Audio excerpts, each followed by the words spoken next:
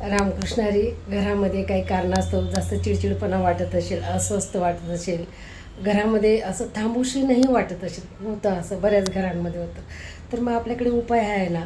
आणि जुने उपाय आहेत, घरगुती उपाय आहेत, करायला काही हरकतच नाही. हे अंधश्रद्धा नाही आहे, हा श्रद्धेचा आणि विश्वासाचा विषय असतो. तर बादलीत पाणी घ्यायचं, मी मागेही व्हिडिओ टाकला ह्या, पण मी वेगवेगळ्या पद्धतीने सांगत असते.